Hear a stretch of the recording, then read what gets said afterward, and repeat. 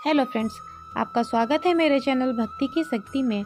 आज मैं आपके लिए देव उठनी एकादशी की कथा लेकर आई हूँ। अगर आपको यह कथा पसंद आए तो कमेंट बॉक्स में विष्णु भगवान की जय अवश्य लिखें।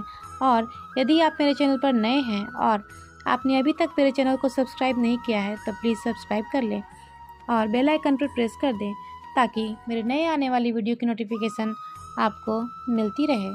तो आइए कथा शुरू करते हैं। एक राजा थे। वो बहुत धार्मिक और पूजा पाठ करने वाले राजा थे।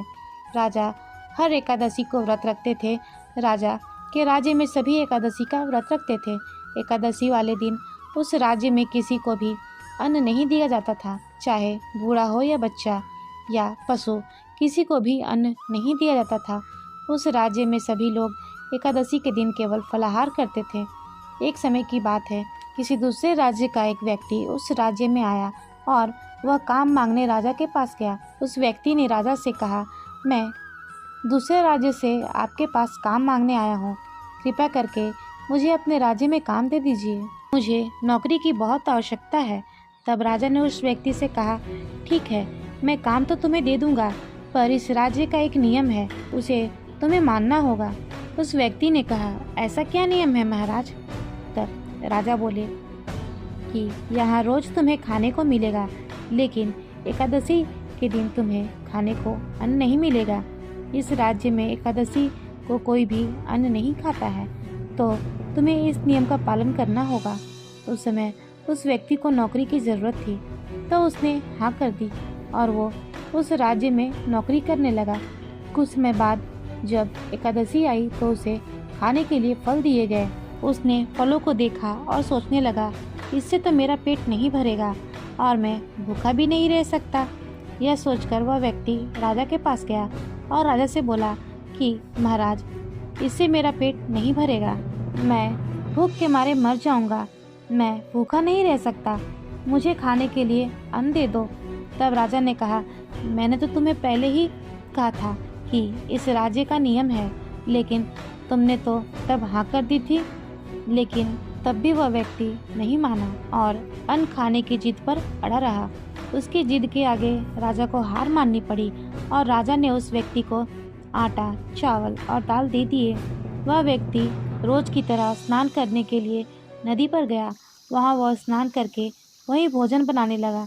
जब खाना बनकर तैयार हो गया तो उसने 2 थाल लगाकर भगवान को बुलाया। वह जोर जोर से भगवान को बुलाने लगा, आओ भगवान जी, भोजन तैयार है, भोजन ग्रहण करें। उसके बुलाने पर भगवान विष्णु वहां आ गए तथा प्रेम से उस व्यक्ति के साथ भोजन ग्रहण किए। भोजन करने के बाद विष्णु जी वहां से अंतर्ध्यान हो गए और वह व्यक्ति वापस अपने काम पर चला गया। अगली बार फिर एकादशी आई और उस व्यक्ति ने फिर से राजा के पास अन्न की मांग की। इस बार उसने राजा से पिछली बार से दुगना अन्न मांगा। राजा ने उससे पूछा कि तुम्हें ज़्यादा अन्न क्यों चाहिए? पहले ही तुम्हें इतना अन्न दे चुका हूँ जिससे कि तुम्हारा अच्छे से पेट भर जाए। तब उस व्यक्ति ने राजा से कहा, महाराज, उस बार मैं भूखा रह गया था, मेरे साथ भगवान जी भी तो भोजन करते हैं, तो हम दोनों के लिए इतना भोजन कम पड़ता है। उस व्यक्ति की बात सुनकर राजा को बहुत आश्चर्य हुआ। तब राजा कहते हैं कि तुम झूठ बोल रहे हो, भगवान तुम्हारे साथ भोजन करते हैं। मैं इस बात को नहीं मानता, मैं भगवान की पूजा करता हूँ, इतने व्रत रखता हूँ, भगवान मुझे तो कभी दर्शन नहीं देते, फिर तुम्हें कैसे दर्शन दे सकते हैं? राजा की यह बात सुनकर उस व्यक्ति ने कहा, महाराज, आपको मेरे ऊपर विश्वास नहीं है तो आप स्वयं चलकर देख लेना। उसकी बात सुनकर राजा भी उसके साथ नदी पर गए और राजा एक पेड़ के पीछे छिपकर खड़े हो गए। उस व्यक्ति ने नदी में स्नान किया, फिर भोजन पकाया। भोजन बनने के बाद उसने भगवान को आवाज़ लगाई, लेकिन भगवान नहीं आए। सुबह से शाम हो गई, लेकिन भगवान भोजन करने नहीं आए। उस व्यक्ति ने कहा, हे भगवान, अगर आज आप नहीं आए तो मैं नदी में कूदकर अपने प्राण दे दूंगा। लेकिन भगवान फिर भी नहीं आए। तब वह व्यक्ति अपने प्राण त्यागने नदी की ओर जाने लगा।